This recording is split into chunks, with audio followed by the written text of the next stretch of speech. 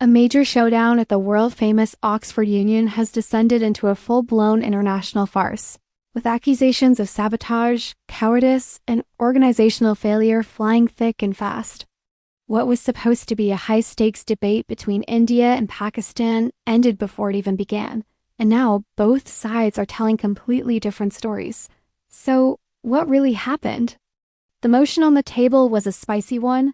This House believes that India's response to Pakistan is a populist strategy sold as security policy.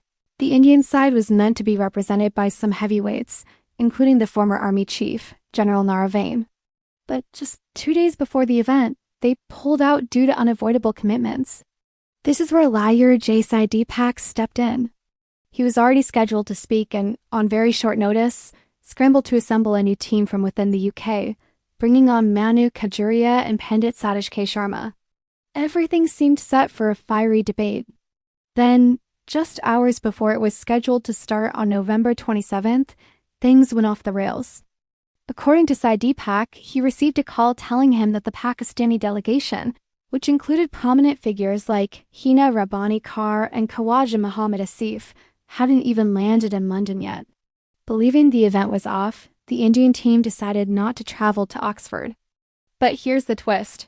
Deepak later claimed he received confirmation that the Pakistani delegation had, in fact, landed and was already checked into a hotel in Oxford.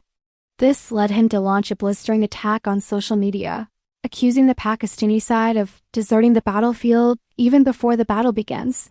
He suggested they simply lacked the courage to face a live, unscripted debate.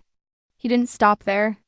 Deepak also pointed fingers at the Oxford Union's leadership, highlighting that key positions like the president and treasurer were held by Pakistani nationals. He accused them of allowing the prestigious institution to be dragged in muck and become a mouthpiece for the Pakistan High Commission. Predictably, Pakistan has a completely different version of events.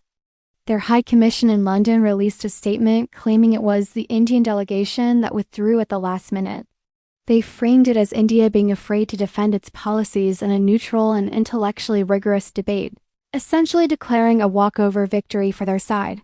This, she said, has now spilled onto the public stage.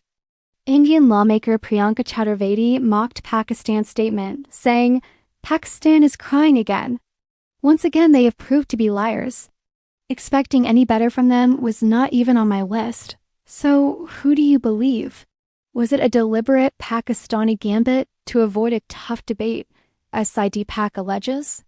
Or did the Indian side get cold feet, as the Pakistan High Commission claims?